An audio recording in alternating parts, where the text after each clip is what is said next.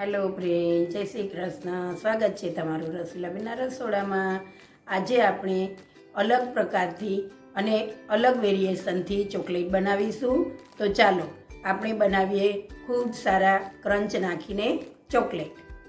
જો dry fruit chocolate બનાવવા માટે મેં અહીંયા મોલ્ડની ચોકલેટ આવે છે સ્લેબ એના, એ રીતના આ રીતના અંદરથી સ્લેબ કાઢીને અને એના 3 ટુકડા કરીને અને મેં અહીંયા લઈ લીધા છે બાઉલમાં. હવે એને આપણે ઓગાળી લેશું. તો જો આપણે જે ચોકલેટને 2 મિનિટ માટે ઓવનમાં મૂકેલી હતી તે ચોકલેટ સરસ રીતે ઓગળી ગઈ છે અને એ ચોકલેટને આપણે સરસ રીતે આ રીતે મિક્સ કરી દેવાની છે. એકદમ સરસ રીતે મિક્સ થઈ જાય. એકલી ડાર્ક ચોકલેટ હોય તો આપણને ઓછો સ્વાદ ગમે છે એનો, અને એકલી મિલ્ક ચોકલેટ હોય છે એનો સ્વાદ પણ આપણને વધારે ગળો લાગે છે. આપણે બંને ચોકલેટને આ રીતે મિક્સ કરી અને સરસ રીતે એને હલાવી લેવાની છે, મિક્સ કરી લેવાની છે. જ્યારે એનું સરસ એકદમ લીસું લિક્વિડ થઈ જાય પછી એમાં આપણે બધા નટ્સ એડ કરીશું. આ રીતે આપણે સરસ રીતે ચોકલેટને મિક્સ કરી લેવાની છે. જો એકદમ શાઇનિંગવાળી આવે છે. બંને ચોકલેટ મિક્સ કરીએ ને એટલે ચોકલેટમાં ખૂબ સરસ શાઇનિંગ આવે છે અને ચોકલેટ એકદમ ખાવામાં પણ સરસ લાગે છે. વધારે કડવી પણ નથી લાગતી અને એકદમ સ્વીટ પણ નથી લાગતી. જો આપણી ચોકલેટ સરસ રીતે ઓગળી ગઈ છે. હવે એમાં આપણે કાજુ, બદામ અને પિસ્તા એને મેં ઓવનમાં શેકી અને એકદમ ક્રન્ચી કરી લીધા છે. એ આપણે નાખીશું 2 ચમચી. અને અહીંયા મેં વ્હાઈટ ચોકલેટના નટ્સ લીધા છે, એ પણ આપણે એમાં એડ કરીશું. એ પણ ખાવામાં ખૂબ જ સરસ લાગે છે. એકદમ ક્રન્ચી હોય છે અને ખાવામાં ખૂબ જ સરસ લાગે છે. એને આપણે એકદમ સરસ રીતે મિક્સ કરી લઈશું કે જે નટ્સ આપણે બધા નાખ્યા છે એની ઉપર સરસ કોટિંગ થઈ જાય ચોકલેટનું. એ રીતે આપણે એને હલાવી લઈશું. અને જે આપણે બહારથી ચોકલેટના જે આવા પેકિંગ લઈ છે ને એ પેકિંગની અંદરથી આવા મોલ્ડ નીકળે છે. તો એ મોલ્ડની અંદર જે ચોકલેટનો શેપ હોય છે ને એ શેપમાં આપણે જે પહેલાં મોટા મોલ્ડ છે ને મોટા શેપ એની અંદર આપણે પહેલાં ચોકલેટને ભરી લઈશું.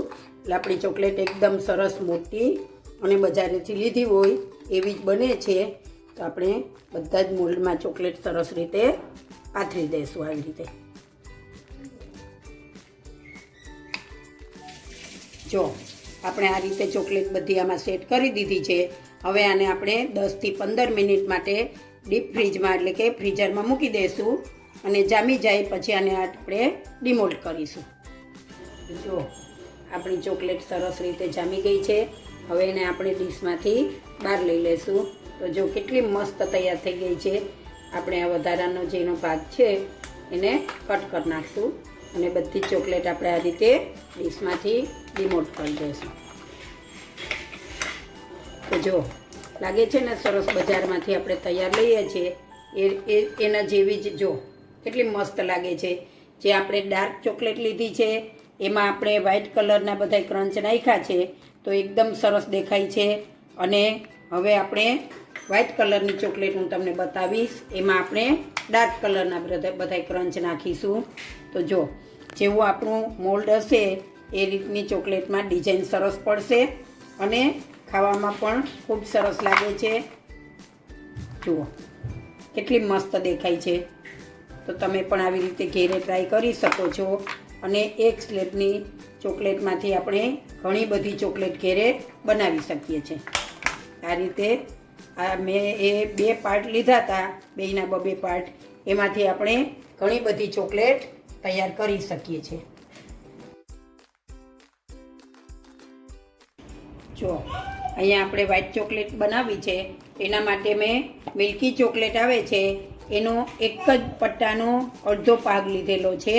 એ આપણે એડ કરીશું કેમ કે એકલી મિલ્ક ચોકલેટ આપણને ઓછી ભાવતી હોય છે. અને જે આ 2 પાર્ટ છે એના એ લેશું.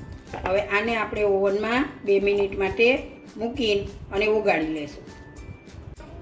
જો આપણે વ્હાઈટ ચોકલેટનો સ્લેબ ગરમ થવા મૂક્યો હતો એમાં આપણે મિલ્ક ચોકલેટનો એક પાર્ટ નાખેલો હતો.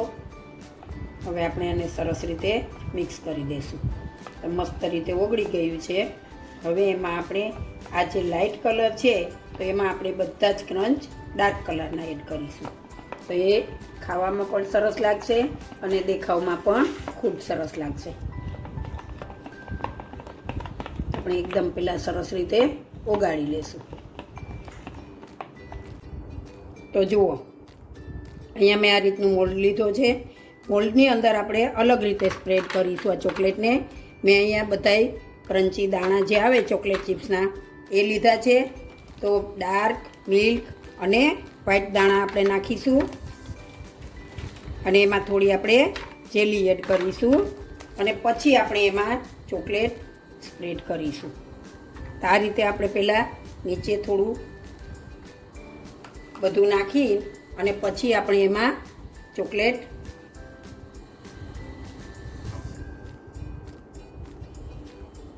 આ રીતે બધી ચોકલેટ આપણે મૂકી દઈશું.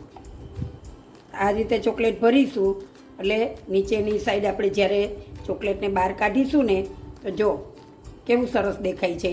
તો આ ચોકલેટ પણ ખૂબ સરસ થશે. અને આ ચોકલેટના મેં 2 વ્હાઈટ અને અડધો પીસ જ મિલ્ક ચોકલેટનો નાખેલો હતો. તેમ છતાં પણ આપણી ચોકલેટ જો કલર એકદમ અલગ થયો છે, નથી વ્હાઈટ કે નથી ચોકલેટી કલર. આ એકદમ મસ્ત ચોકલેટ થાય છે.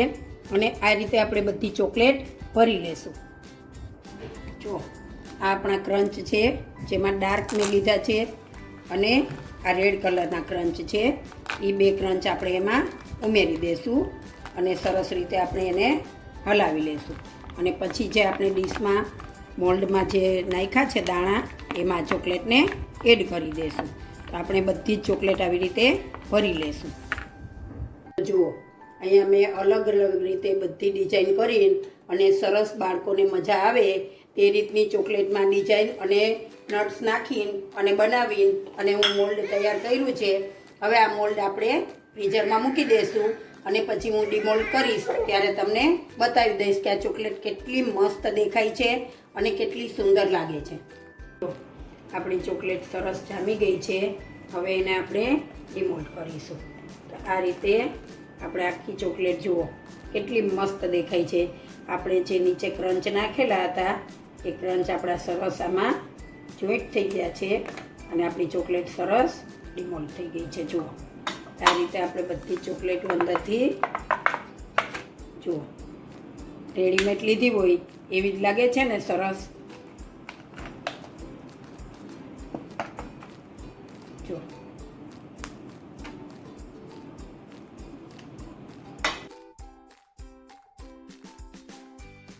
તૈયાર છે આપણી આ ઘરે બનાવેલી એકદમ ક્રન્ચી અલગ અલગ રીતે ક્રંચ નાખી અને બનાવેલી ચોકલેટ. જુઓ કેટલી મસ્ત દેખાય છે ને. તમે પણ બાળકો માટે આવી રીતે ઘરે ચોકલેટ બનાવી શકો છો અને તમારા બાળકોને ઘરે સારી અને સ્વચ્છ ચોકલેટ ખવડાવી શકો છો. તો તમે પણ ઘરે ટ્રાય કરજો અને તમે કોઈ પણ વેરિએશન કરી શકો છો ચોકલેટમાં. આપણા ઘરમાં જે રીતે ખવાતું હોય તે રીતે વેરિએશન કરી અને આપણે ચોકલેટ બનાવી શકીએ છીએ. તો તમને આ મારો વિડીયો ચોકલેટનો કેવો લાગ્યો એ મને કમેન્ટ બોક્સમાં જણાવજો. મારી ચોકલેટ તમને ગમી કે નહીં એ જણાવજો. અને જો મારો વિડીયો તમને ગમ્યો હોય તો મારા વિડીયોને લાઈક કરો, શેર કરો અને મારી ચેનલને સબસ્ક્રાઈબ કરો.